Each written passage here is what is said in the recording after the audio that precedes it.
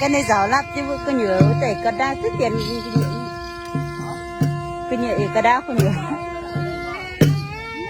mới giàu lấy chia thôi nhá gì đang livestream kia này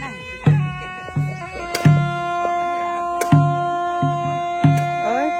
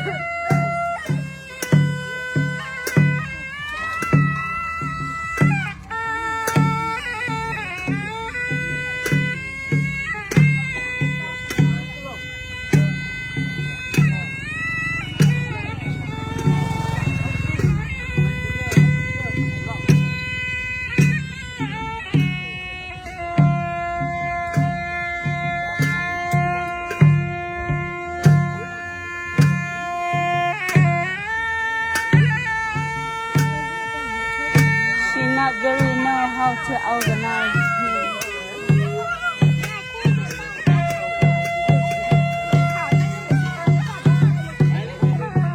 cái họ tập không có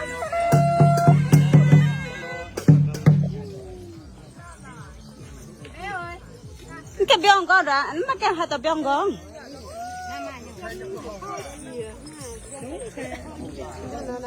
chén cái tủ nè sao cái biong cặp phải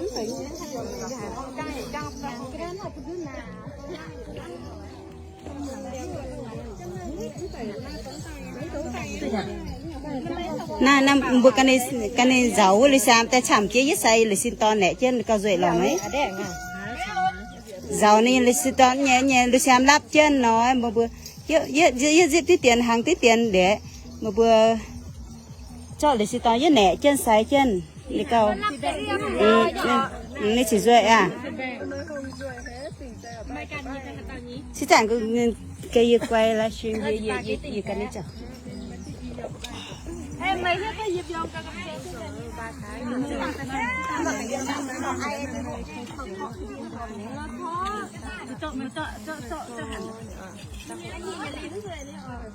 thả hết cơ đi chứ mày mua mày ra đây làm giúp tao cái cái tính sang cái một điều cái điều mà cái này hồng đâu mới vừa ní thì không nữa đấy con ní điều hồng rồi cái lưu à như hai ta cái một điều tay cái mắt chầu tay cái cũng phải hết túi đi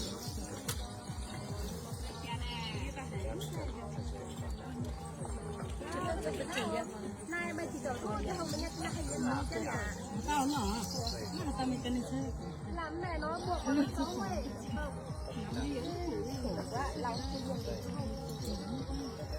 không thì mà chở y pu mê dìm hơn nó chứ tụ mấy chở y pu vì bệnh nghe dìm phả quẹ chứ tụ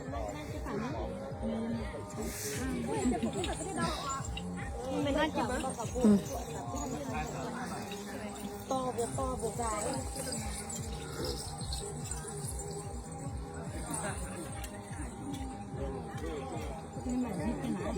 Mà tập cái này thì nó là đi đó.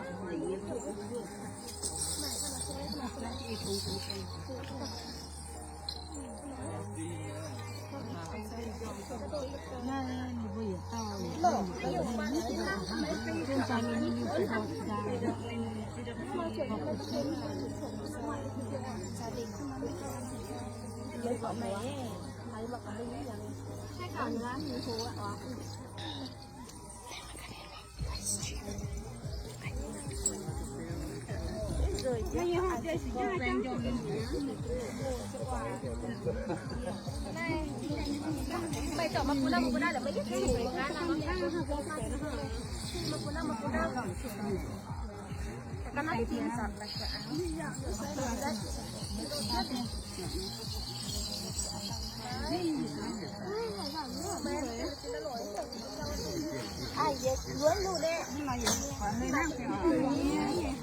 hơi năng tí tiền nó bé ta đi bị ắt nhà ta nên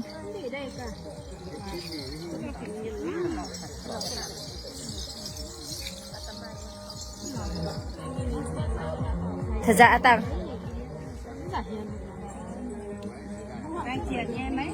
chửi bôi thế này là mà cô bèn tới nhà linh chân nhà ta đi bị nè chết ta đi đun nè là ấy ta ý hắn nó nắn nặng chắc em mà chửi đồ nhà triển nhá ta đi hắn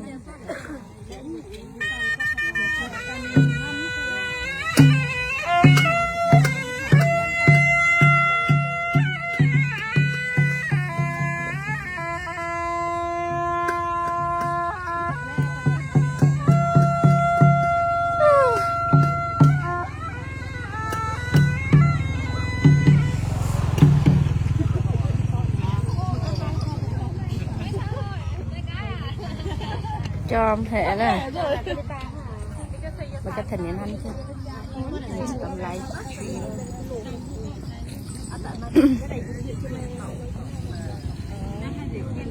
cô dâu đây nhá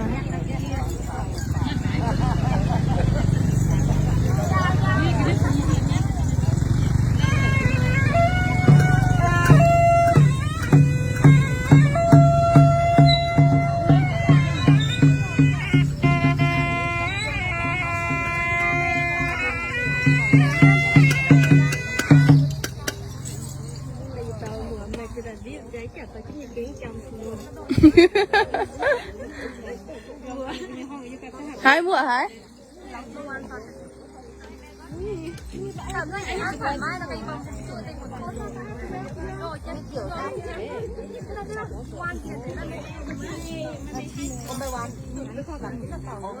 Con đi nhặt hả chứ à? Để nó cho nó ăn đi. Mua nhiều mà. Bé nó cháu gói tiểu bỏ.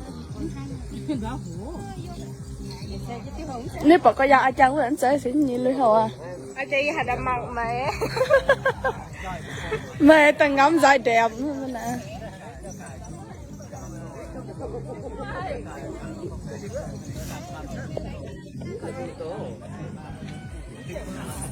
Đang quay nó đang quay. Phải đi ra cửa là.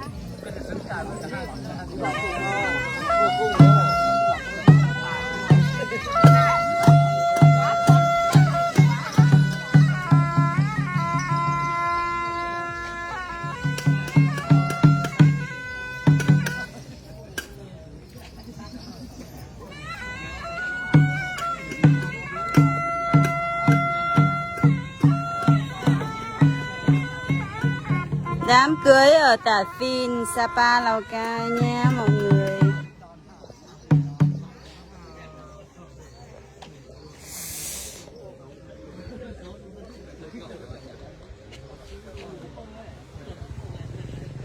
It's my nephew's wedding. Như cho hả?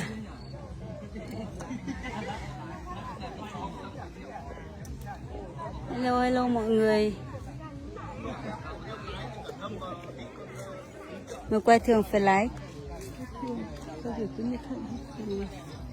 Các bà đa chuyển tựa. Ôi nắng quá.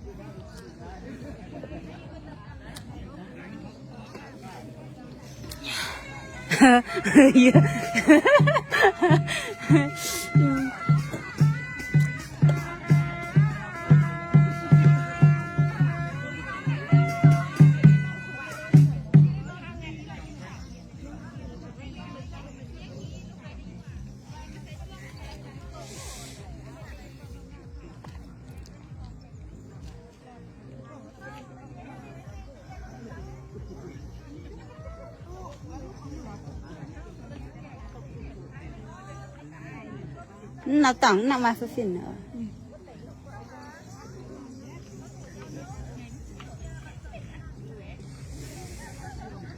Gì cho hết.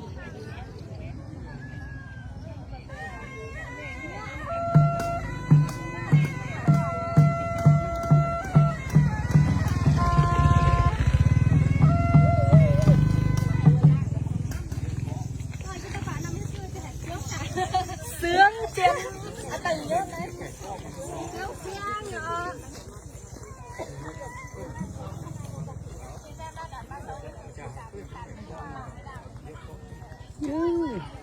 Tôi đùa tim ạ, trứng canh tự.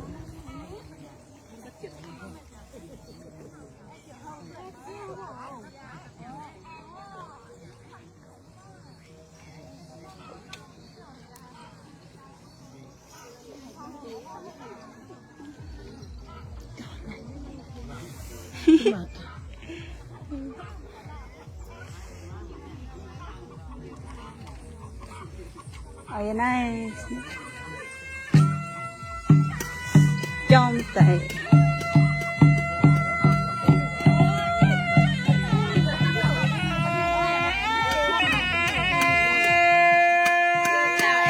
à mãi vật quá ấy cho cái này xong là chị lại đi quay kia. Thôi tí khác chào ở trong kia, chào gì bây giờ? Bây giờ còn chưa ăn gì từ sáng đến giờ không chào được nhau gì đâu. Vào trong ăn rồi chào.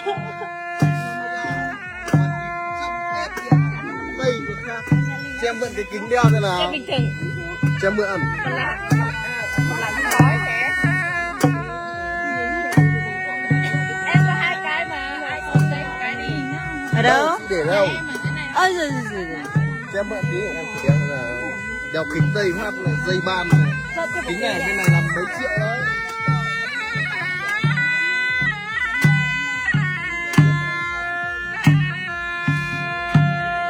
Miền hạt tiêu city tiết giản có rồi.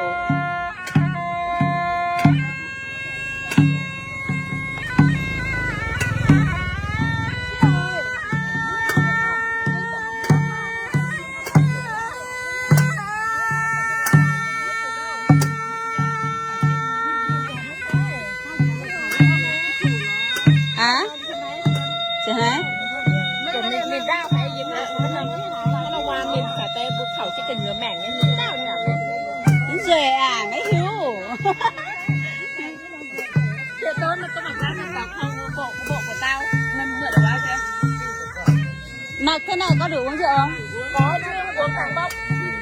Uống thế này có sai, có nằm ở đâu, không làm sao hết. Tao mà không mặc cái bộ của tao nó bảo là nó không mặc, nó bảo nó mang lên cho mình mặc. Nhưng không biết mà có mặc. Không dại đâu, mặc thế này à, có va, có chạm vào đâu, có đổ, có ngã vào đâu, không hỏng của ai hết. Tức là không phải là mới hoàn toàn đấy. Đây là mũ của cô dâu.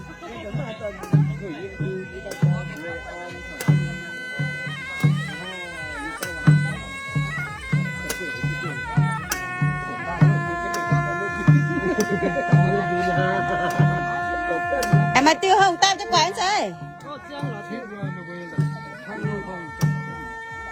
tiêu hậu tạp cho ngoài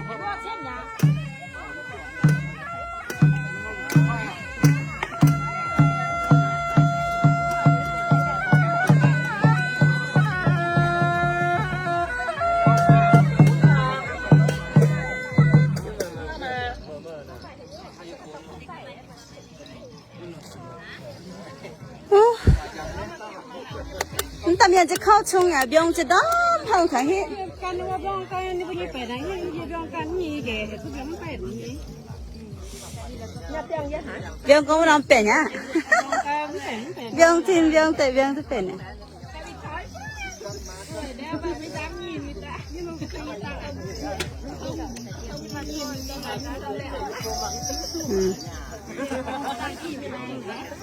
chọn cho anh một chỗ ngồi đẹp nhé. Ui dồi ôi, cả một đám mà, chỗ nào cũng đẹp luôn. Cứ chỗ nào có rượu là chỗ đấy đẹp. Thế mày quay từ mấy đến giờ? Đâu tao nhìn thấy mày tao muốn nhát lắm. Thế mày nhìn lại quay.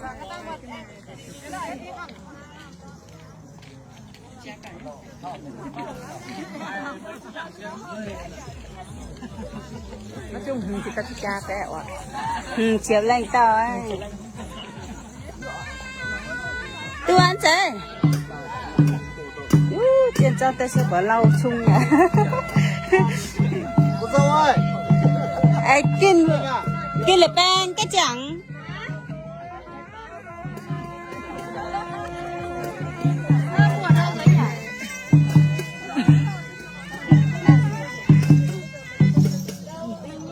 được chưa? Chuyển lại được cơ. Rồi. Lắm rồi. Tệ. Chấm mai rồi.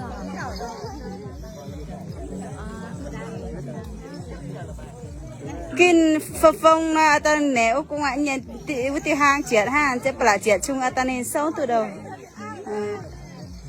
Ta đi dạo cũng tiểu của nhập ở chủ quậy quá quậy tôi à. Đồ tiêu về đồ hàng tiền đồ phật quại với ta câu biết không là giá. Em phạt các hàng tiền thì đồ tôi ta là đồ ai ta nên quậy tôi à.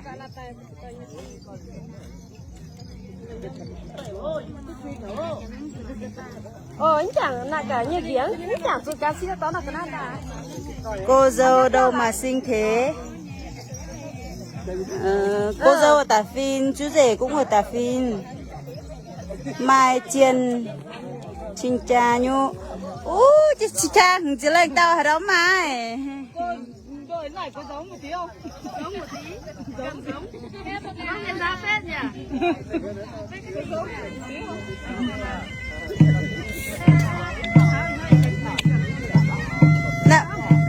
Là chú đón chủ của cả hai nhé.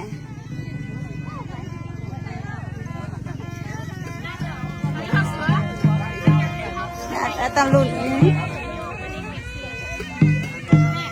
Chất cho hơi cắp bao nào gót ta nắp này nè.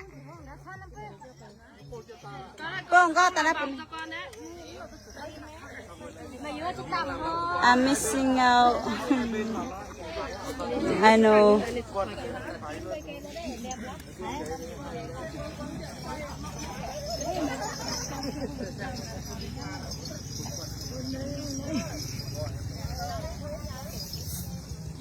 Nào không có không như cần câu này cần hay đồ đây.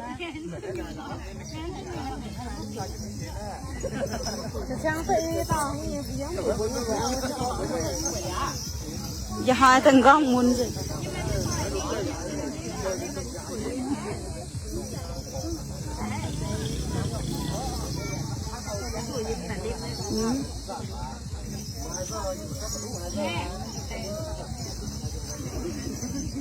Giờ hỏi sao đi tên con đâm dậy.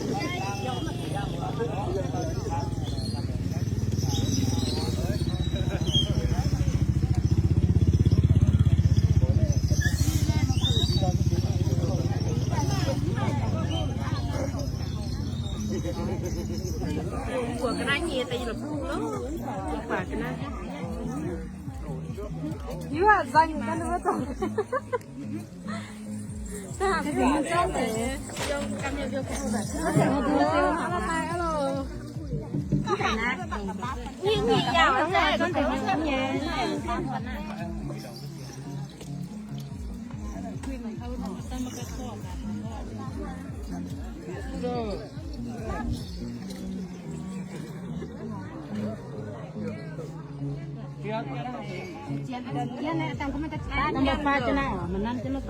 phiên nè đồng phiên nè các quyến chân chân phùng tựa chẳng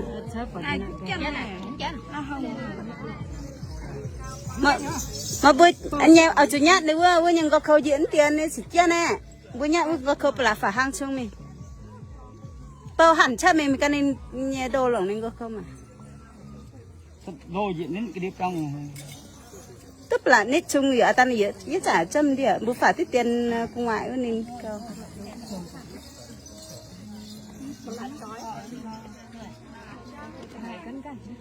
mẹ chân đấy cả mà chỉ ba chung rằng cái phần đó có hẳn lại nét cha là hi ba hải đòn mà cái bóng tiền sẽ trả cho buổi nhá cho tăng với nhẹ buổi nhẹ hắn này giúp bổng cả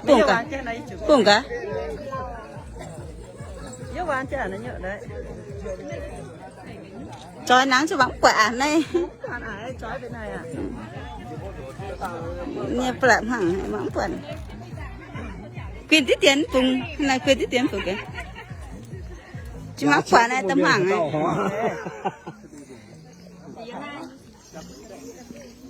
chói cái chói là mới dưới của nhựa này cái chói một mất hàng nữa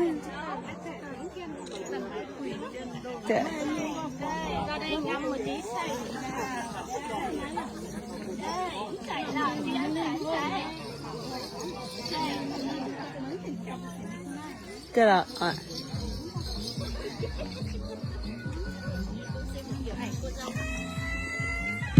xin một kiểu ảnh cô dâu còn cái anh đang mưa kiểu đẹp tại vì thế nên mà ở lâu ai thô hả thô này khoai ấy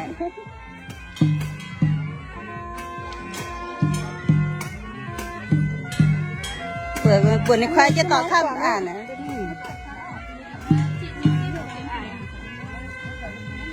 yếm khác gì quay na là chuyện wow ta đi đẩn lâu nhá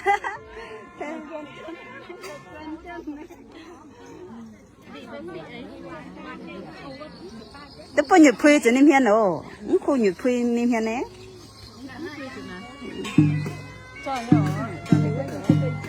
đưa nhắm mắt đấy wow đi bên nhà máy ảnh chắc sáng rồi cái này gì để mang hình tối hả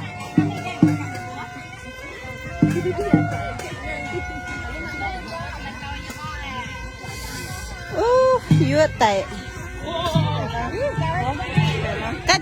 cái thon này ta đi thon con đón đón tệ nè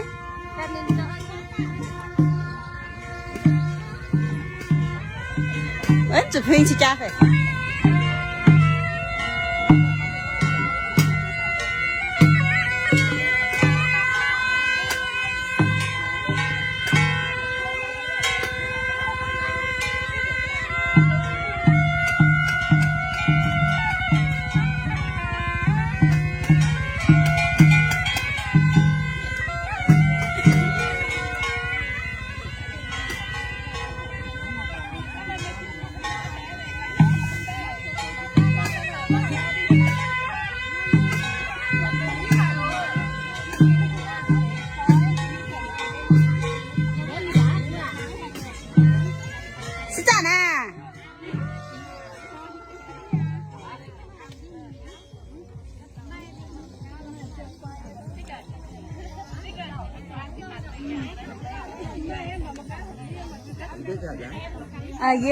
nhiều hoa hẳn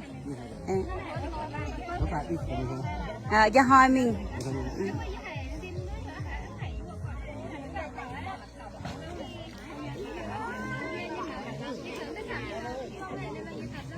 Muốn tấn chạy chị cha cắt chân này té.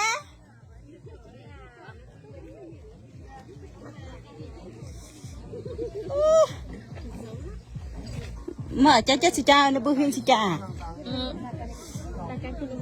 Cái nó bữa chip nó khắp. Gớt hết nách.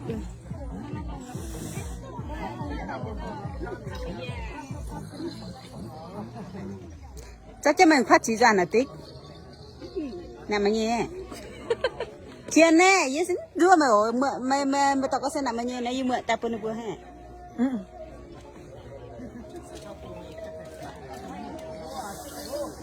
Chiên sẵn chỗ. Ôi rồi chỗ đây, đây gái xinh nhiều lắm. Hôm nay gái xinh nhiều cực. Có gái xấu, cả phim chỉ có gái xinh thôi. Gái xinh nhiều cực. Này, gái Canada về này. Đấy. Mày Hùng phải đeo cái gui quần áo kia kìa đâu, mày Hùng có phải đeo đâu. Mày Hùng phải đeo cái gui quần áo. Cái gùi quần áo.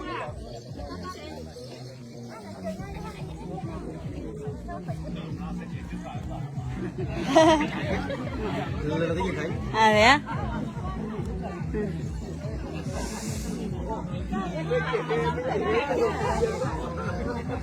Có tẻ mà nó má?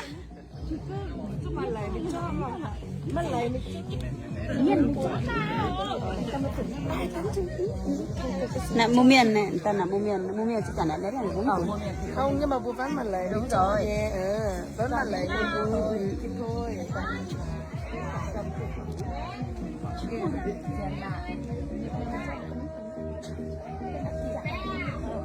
Đúng rồi, chả nhẽ nhưng mà buôn bán mặt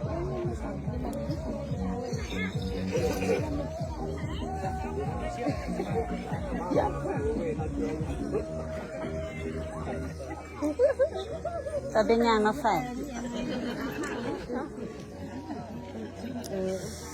mình xía quần cũng về rồi à cô hát tao nọ mày lý à nhẹ mở tạ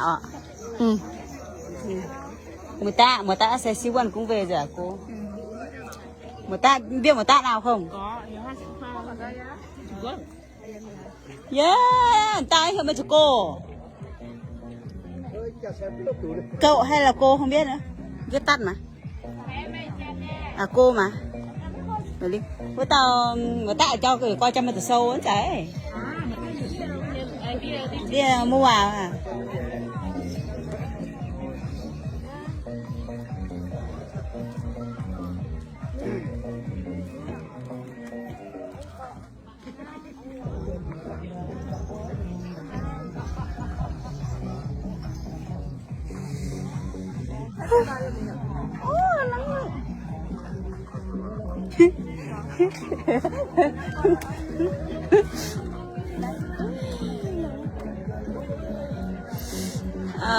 Chói của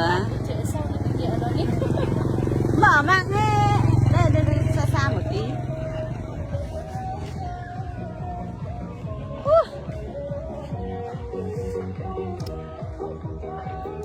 cô dâu ở đâu thế nhiều cô vợ người ta xinh quá cô dâu ở Tà Phìn luôn mà cách nhà chưa đến 1 cây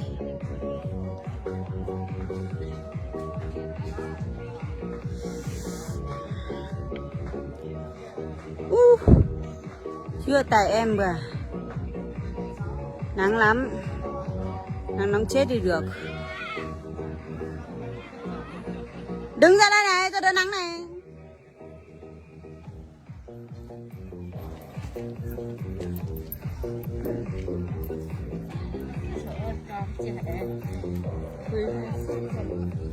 mạng hả mạng em phải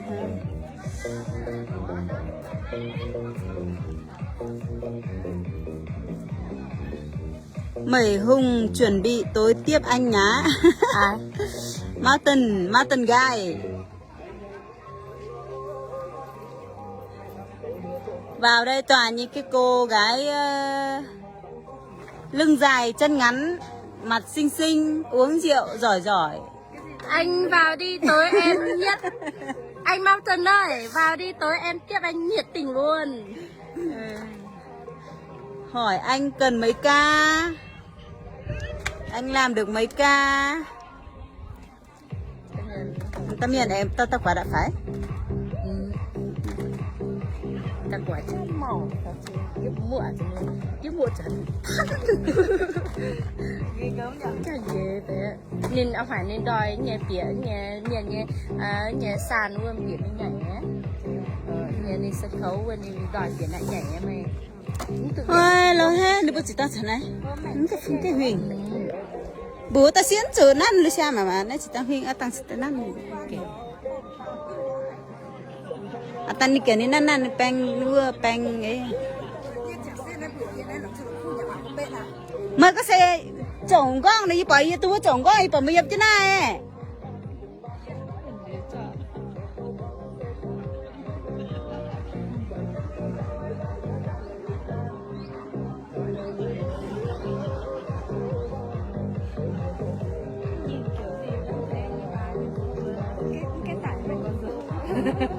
Lộn hả?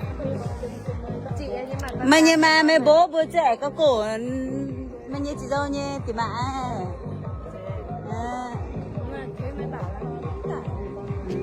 mà ta hả mà lún nè lộn hả?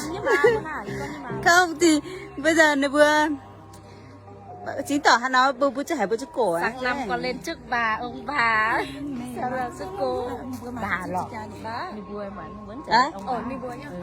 Mai với chip mới Đấy, hắn nói sẽ bán tải đấy. Nhưng mà cái gì của con cha gần đây 1, 2, 3 năm nữa nên gần đây có chỗ đỗ xe ô tô con có mà cả lớn ở đi ô tô con vào đỗ sân luôn.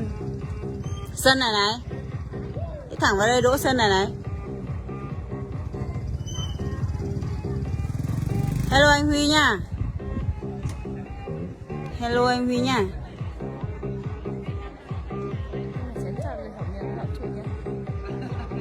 Hả? Vậy định cho mấy chú cho mấy chú là mấy mà chú hai chú bây giờ. Dạ, chú đón khách mấy chú này nhưng mà cái đón khách. Đi xí mình cầm đón.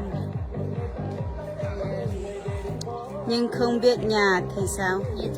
Không biết thì phải gọi cứ hỏi đám cưới nhà Quỷ Kinh ở đâu thì cứ đến trung tâm xã người ta chỉ hết. Anh quên đi cái xe này nó hỏi dân mẹ đi qua đây phải phải giống nữa. Mà như này thì bật lên trên cái này ở đây trên. Sao mà ăn đấy nhà chị bao giờ chưa nhỉ? Mấy cái này cả này chú có xe này. Chiều có cô nào cho mượn bộ quần áo giao? Có phải nhà gần ông bà? Nhà gần ông bà mà. Bên trên ông bà một tí thôi. Ngày xưa đi về nhà ông bà phải đi qua nhà này mà. Ôi khát nước quá, chắc phải đi uống rượu. Đúng rồi đấy. Khát nước cực kỳ luôn đấy.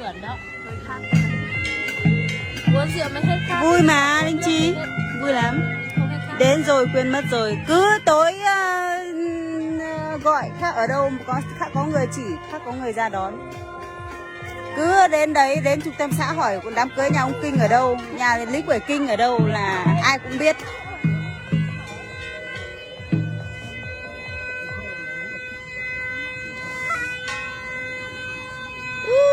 Dựa tệ. Em cũng đang nắng gần chết rồi này.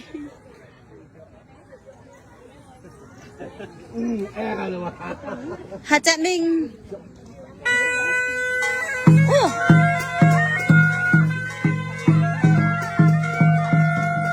Mấy trẻ trẻ chán thế.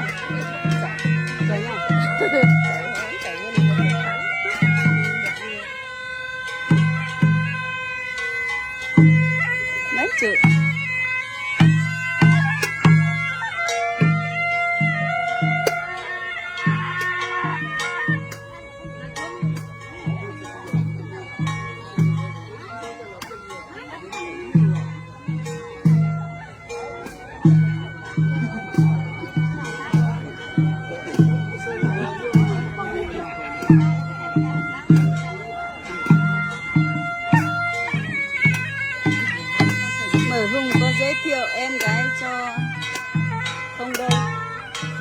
có em gái á. À, Mountain View Mountain Guide bảo là Mỹ Hùng có giới thiệu em gái cho không đây? Có, anh cứ vào đây đi, em giới thiệu cho. Giới thiệu em luôn. Anh vào đây đi, em giới thiệu em cho anh luôn. Linh Chi hôm nay bận việc quá chắc không đi được. Hôm nay bận thì tối không bận, tối vào nha Linh Chi nha.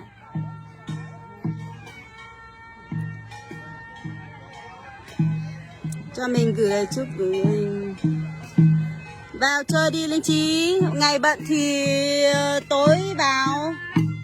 Tối vào có vui với anh chị.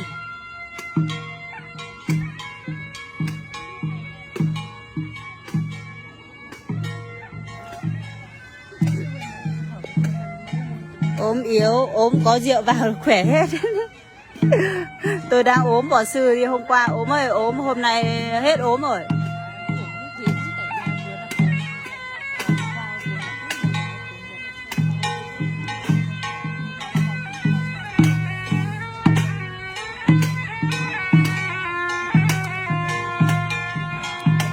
Cái nhàn đuôi chứ kia giận hết nhở. Như nhàn. Có nhàn đuôi ấy. À có mà. Linh Chi gặp anh hết ốm.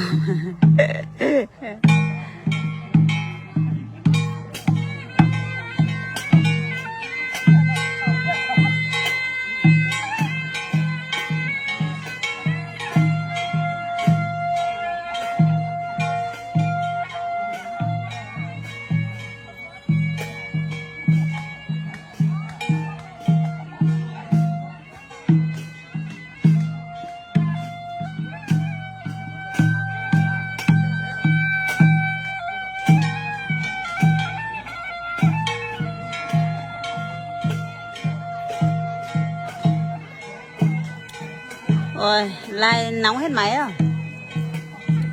Quay video thôi. Quay dài có gửi được quái đâu. Quay được quái đâu.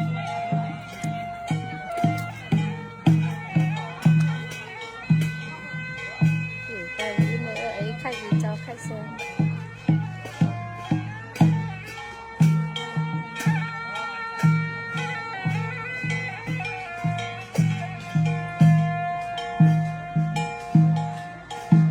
Bên này hiệu Huynh chị cha nó phải. Huynh. Huynh chị cha.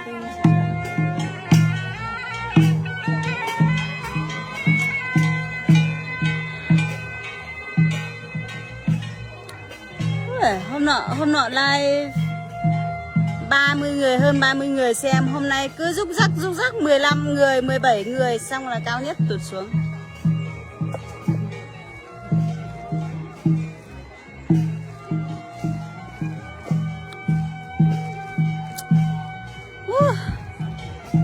Trực tuyến à? Trực tuyến. Na chị cha tiền tao này. Chị cha tiền. Đây là bố của cô dâu chú rể. Ai hỏi chàng gạn thế mấy? Chị biết hát tiêu mà cha gan mới chả sau này. Ý cái bia mi ở lai thật chẳng. Chẳng bớ hát tiêu hát bớ. Thôi em sẽ gan. Chia nè. Chẳng gạn phải. Điều khác. Đám cưới đâu vậy? Chắc là khác rượu. Đám cưới ở nhà anh trai mình bạn ơi, ở Tà Phìn. Cháu trai mình cưới. Tối vào đây chơi nha, Tả nha. Lâu lắm rồi mình không có đi đám cưới, năm nay đi 2 đám cưới liền.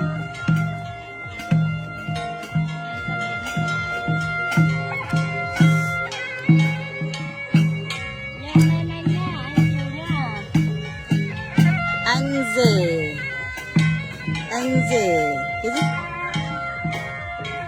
Anh rể gả con gái không cuộc gọi nhớ nào buồn.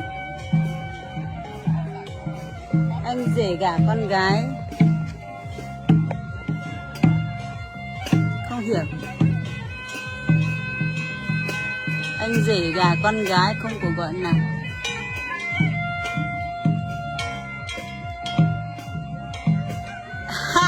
Vào đây, đêm nay ta xa mai ta có người yêu rồi người kia ta cưới vợ.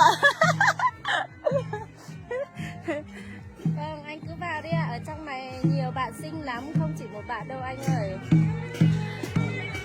Mountain Guy bảo là cũng muốn lấy vợ, biết làm sao đây? Muốn lấy vợ thì phải đi tìm rồi thì mai ta lấy. Rượu không say ta không có người yêu, rượu say rồi mai ta có người yêu.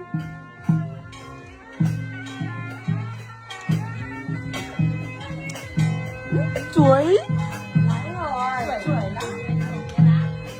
Nó ta như tón. Mình ổ mình tón.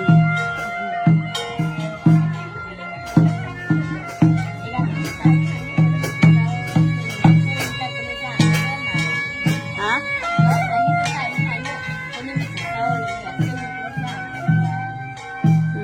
Yêu mai chỉ tao thôi hết.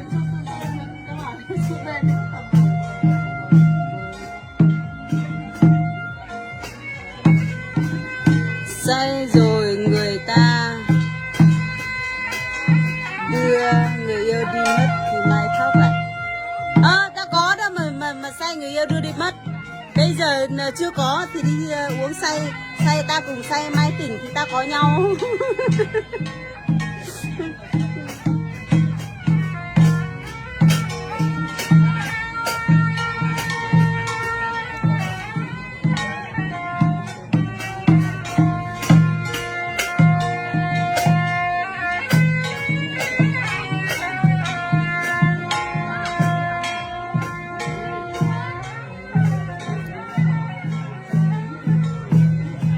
Hello mọi người nha, những ai đang xem live thì trân trọng kính mời mọi người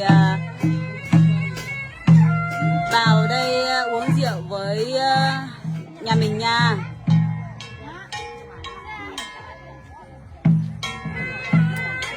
Đám cưới cháu mình, tránh xa mấy con xe quay. Nắng quá, không đứng đâu cho đẹp được.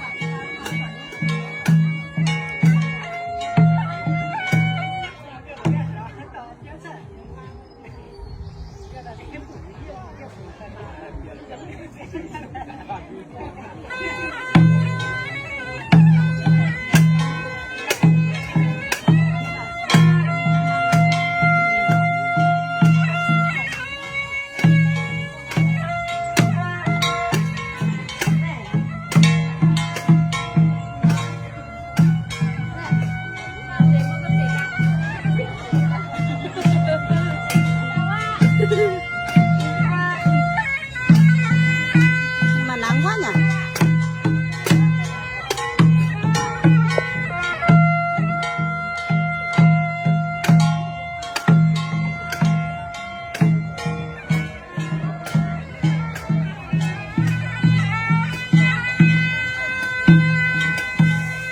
Nóng quá.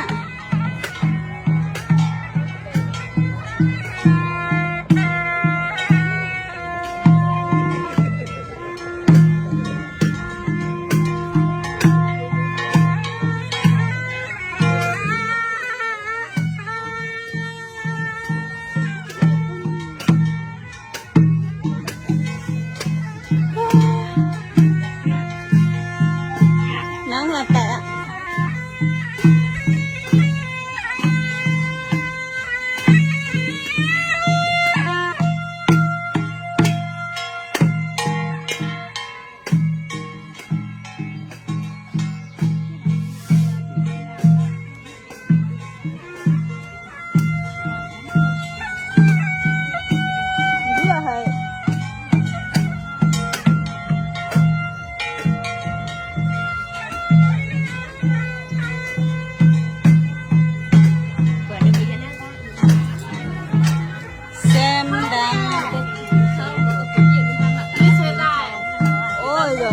Muốn thì tối vào uống rượu thì ta giới thiệu cho nhau thôi.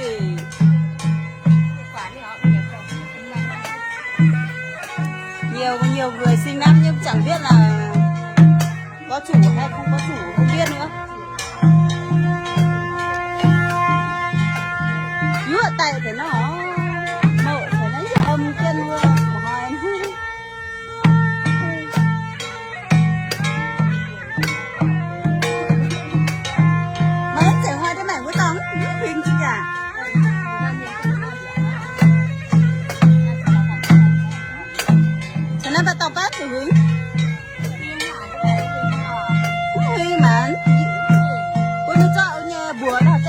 lẽ chút thì cao hả đâu nhỉ?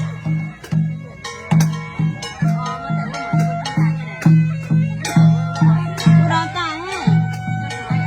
Bữa đó trên thế này tao tiếng rồi gì cha ấy. Thì bữa mình chip bùa là lẽ chút thì cao ha. Chiến huy mà.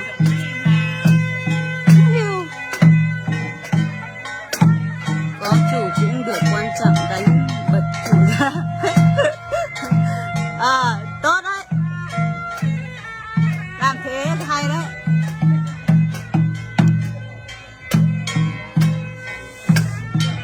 Mấy hôm trước có mấy bà ở dưới này bảo là cái gì nhỉ, đi mấy bà bảo là đi cái gì, đi tán chồng người ta, xong nếu mà vợ người ta đến đánh ghen thì quay lại cái người bồ đó quay lại đánh lại vợ. Nếu mà không đánh nổi tao tiếp tục đi tán.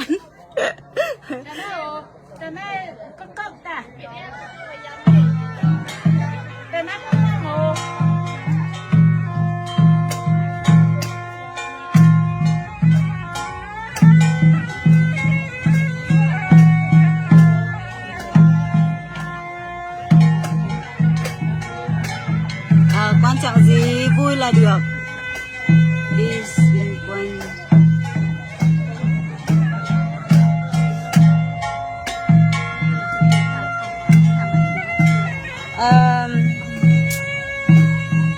Không biết người ta phải đi bao nhiêu vòng ấy. Mình cũng không hiểu lắm. Không phải là bao nhiêu lâu mà người ta sẽ đếm theo bao nhiêu vòng. Bao nhiêu vòng này, mỗi một vòng rồi xong là người ta lại vòng tùy theo những cái người đi đưa dâu là nhiều hay ít. Nếu mà ít thì nhanh, mà những cái người đi đưa dâu cùng nhiều thì người ta sẽ phải vòng nhiều thì sẽ mất thời gian nhiều hơn.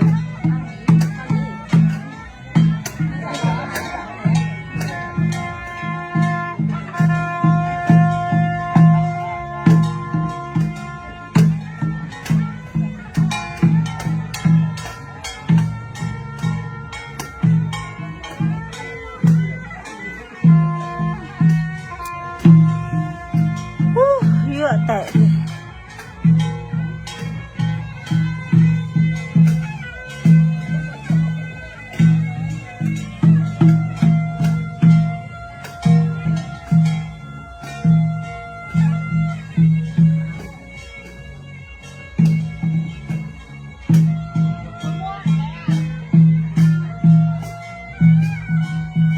Chú rể đâu? Chú rể đang ở trong kia. Cái đoạn này là đoạn dâu chuẩn bị vào nhà nên là không có chú rể ở đây. Chú rể ở trong kia đợi để bái đường thôi.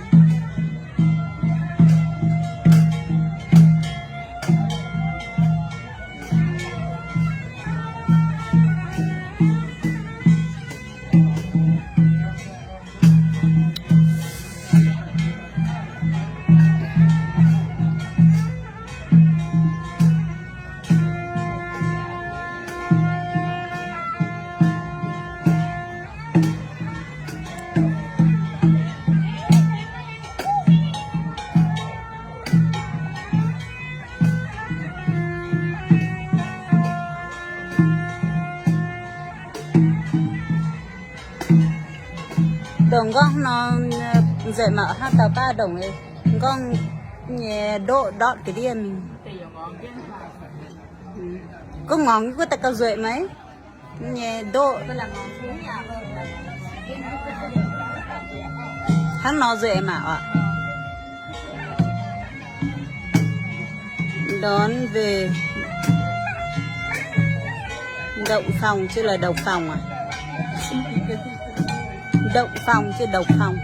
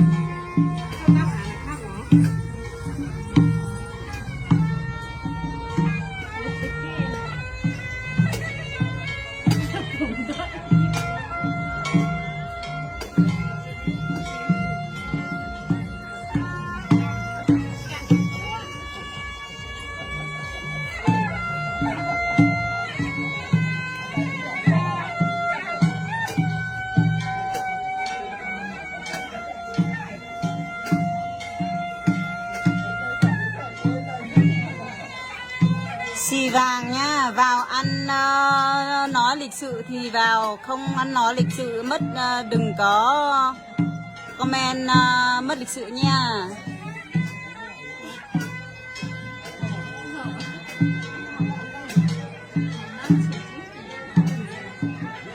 Không biết bạn có hiểu câu nói đấy hay không, nhưng mà nếu mà bạn hiểu là một người văn hóa, có văn hóa thì không nên comment đây vào những cái lúc như thế này. Đây mình không chém gió, nhưng mà chém gió theo kiểu văn minh nha.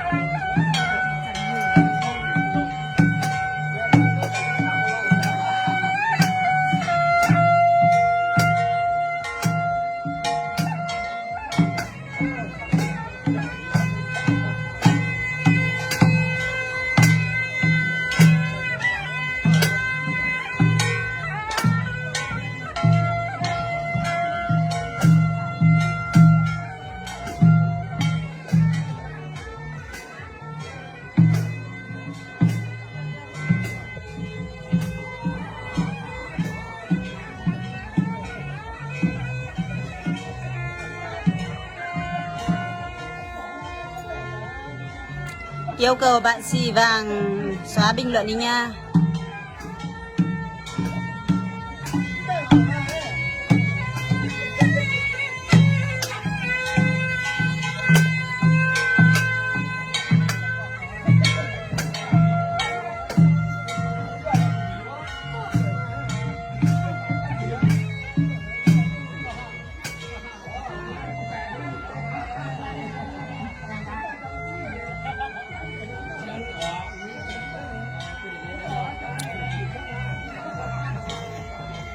Rồi mình like lâu quá.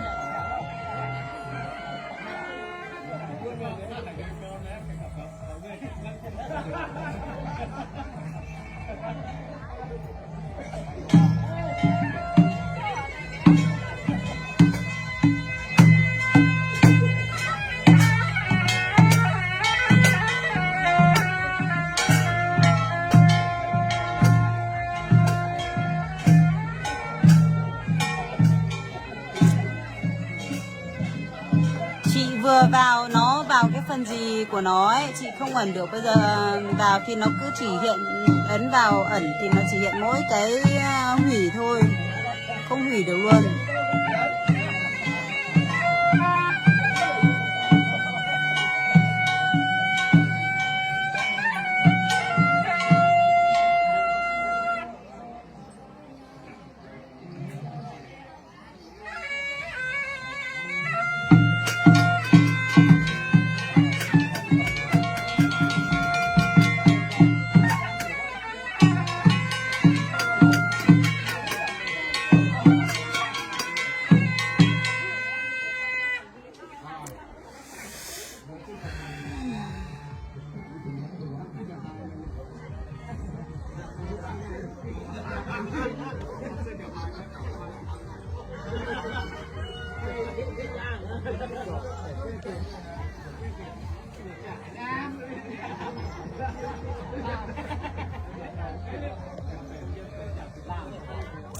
Thôi chuẩn bị đến cái đoạn đi vào nhà rồi, mình đi lượn đây một tí đây. Đứng ở đây khát nước quá rồi, khát rượu quá rồi.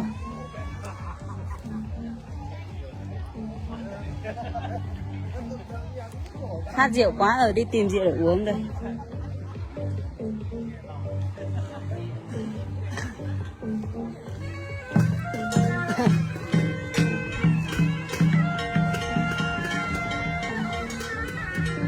Đám cưới nhà anh Kinh ở Tà Phìn chưa xong nha.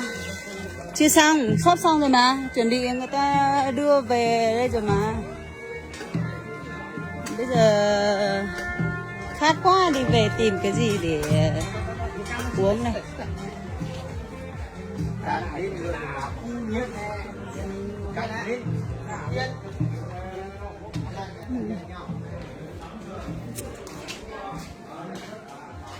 Đi tìm cái gì uống á, xong rồi đi soi cho mọi người xem tiếp. Thịt gà ngon chưa mọi người? Thịt gà ngon chưa?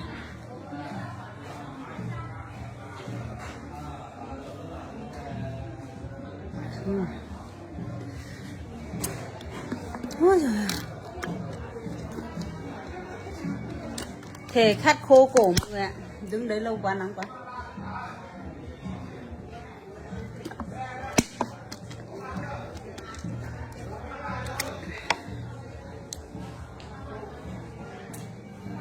Đám cưới á, đám cưới úp mì tôm thì để cho đám cưới toang à.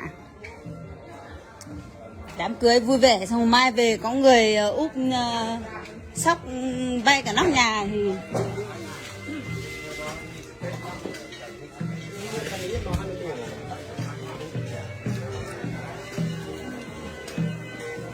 tuổi lâu thế. Mới tuổi gì không vậy anh? Dám cho chúng yêu. Vâng.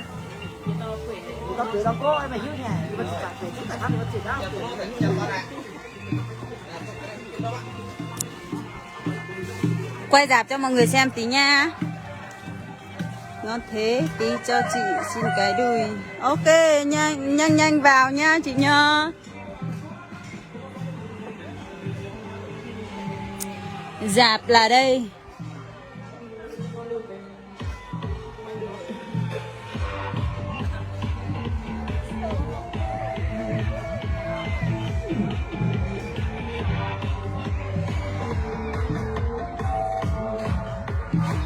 Gì bìa hả bọn đã chăm ta hệ trang cảnh liều gát nữa.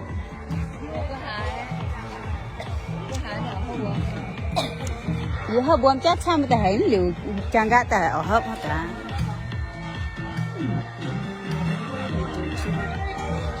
Về đây.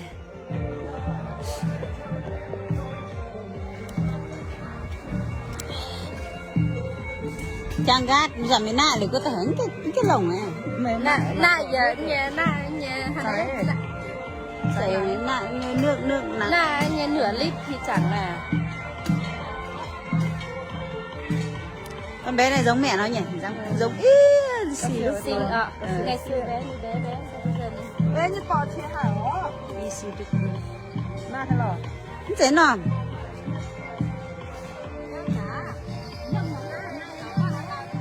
Bao nhiêu tiền thế nữa? Lên mà hả? Sáng rồi. Nhìn cứ như kiểu Như xác nước.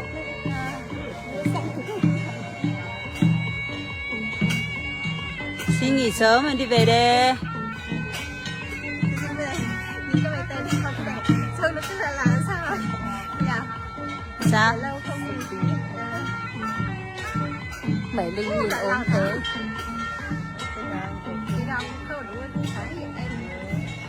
Ô nhanh thế. Chưa chi mà đã tia ra được ạ. Nó đang ốm mà.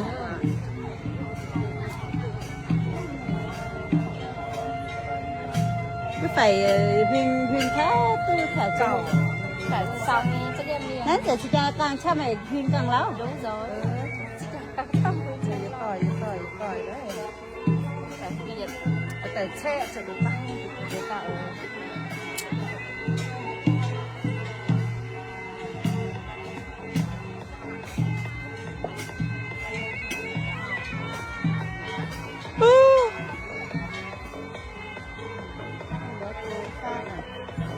Yêu miền Việt. Ở đây chú rể ra chuẩn bị đón dâu đây. Yêu miền lại. Chú rể chào khán giả cả nào.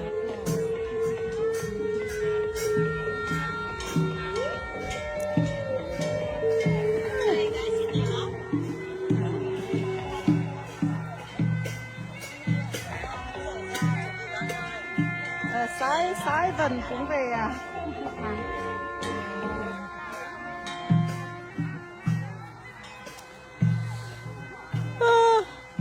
Chú rể đẹp trai. Đấy, khán giả khen chú rể đẹp trai. Chào lại cái chú rể. Cháu nhà mình làm sao mà không đẹp trai được. Chú rể đập trai à. Đấy, mấy cái đập trai à. Đấy. Hả? Điện thoại cú dích đi nhặt lại, người ta không dùng nữa thì mình dùng. Đẹp dai hơn bình thường. Nó không những đẹp dai mà nó còn nhiều cái dai hơn bình thường. Và hôm nay là đặc biệt chắc phải đẹp hơn rồi.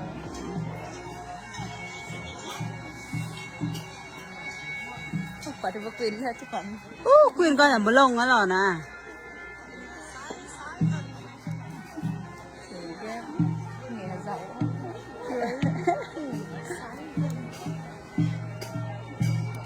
Chị Đại tối về uống rượu nhỉ cô? Chị Nhàn. Ai? Chị Nhàn.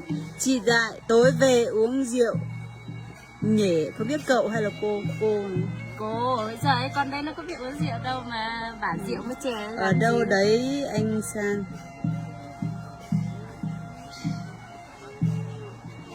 Chị Hana, từ siêu Hana.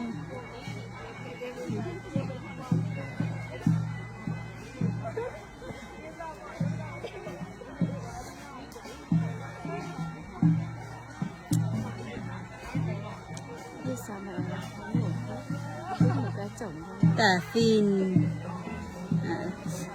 Đâu phút. Đâu đây? Với ý hàng của cái bé của ỏn cái lên bà và cái bé.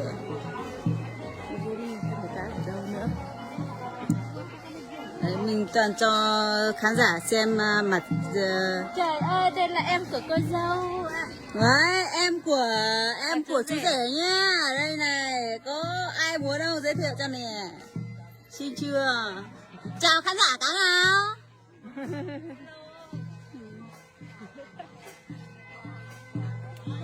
Đấy, xin chưa mọi người.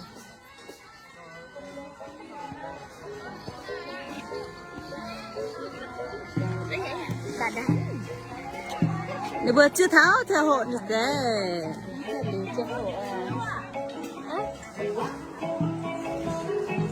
Có cô ổi. Cái gì có cô ổi là nào? Không hiểu. Ma từng gái nói không hiểu cái gì. Đây. Toàn cho xem mặt sau, mình xem mặt trước nhá. Xem cái mặt của mình như nào nhá. Thôi, không xem mặt trước. Ấy gì? Hello. Người ta mặc quần áo kia, mình mặc quần áo này. Mặc quần áo này có khi mình được uống rượu nhiều hơn đấy.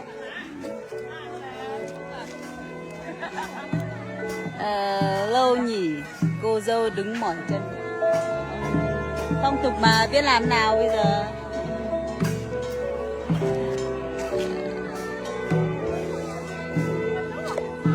Bà vừa bảo có ai không hiểu đấy.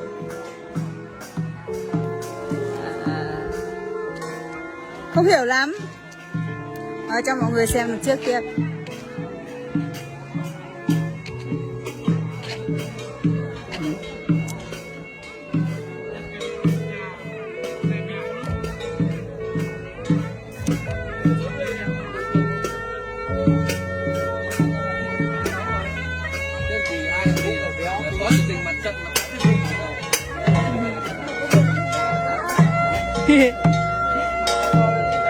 Màu với âm với hình là cho xem.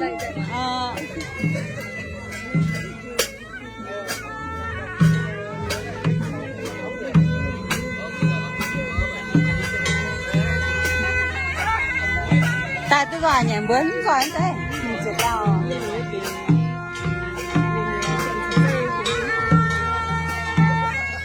Nó chết chết chết.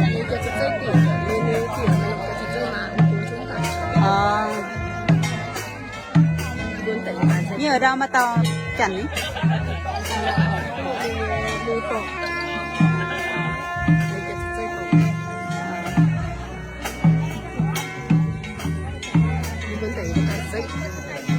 Ta ở đó phán tài xe.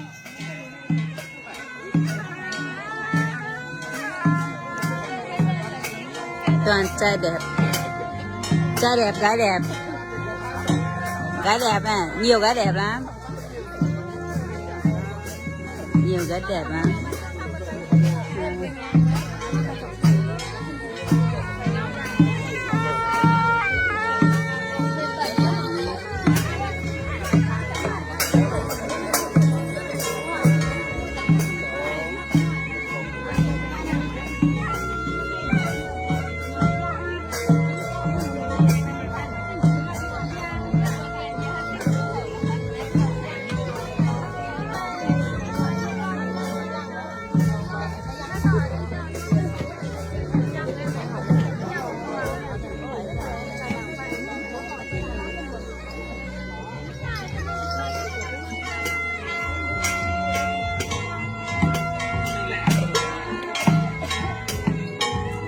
Cho xin gái đẹp.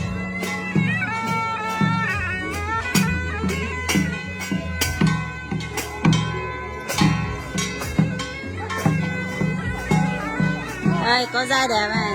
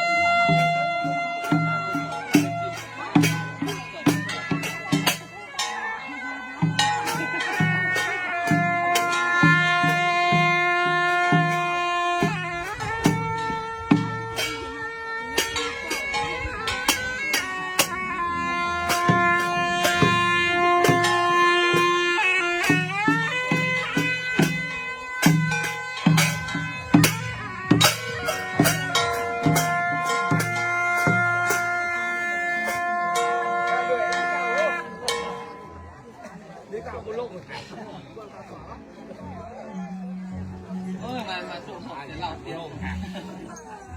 Dạ, còn cái gì đâu bạn vang.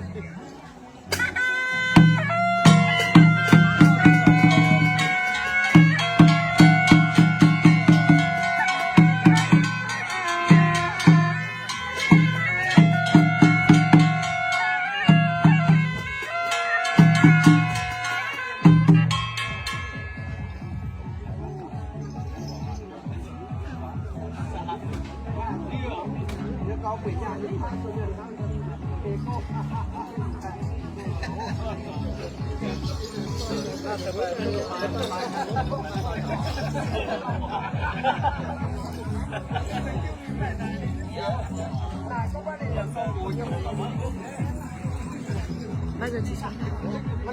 Mai chị đi. Ngày kia chị đi tour. Bao giờ em đi? Em chắc là 30 rồi. Không biết quá một cân rồi. 30 thì chị đi tour rồi, chị đi tour 6 ngày rồi. 6 ngày mới về. 6 ngày mới về. Chị về phát là hôm sau chị đi tour luôn. Chị đi đến tận mùng 4 mới về. Thì em chắc là em ở tại Đà Nẵng.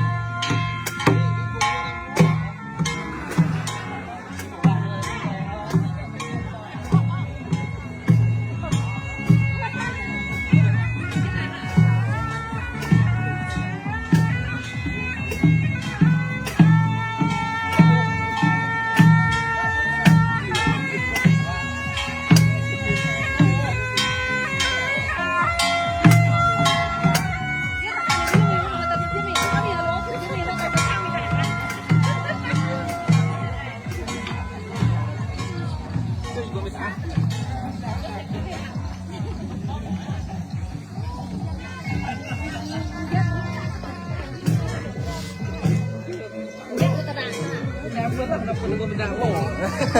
Gue gak kuat.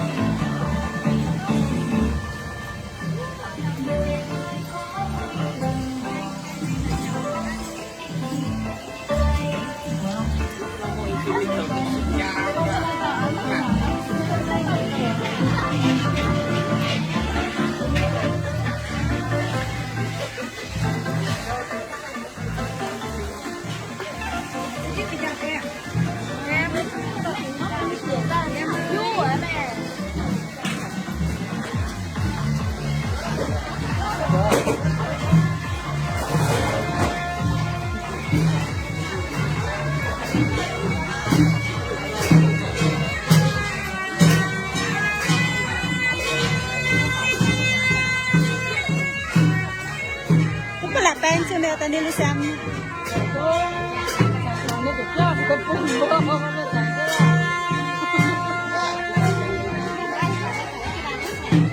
Nãy cái gì kia là tập biểu cái kia, tập biểu cái gì kia, tập biểu cái. Tại lý như nào kia, tại như nào kia bữa, ta tổng cơm này.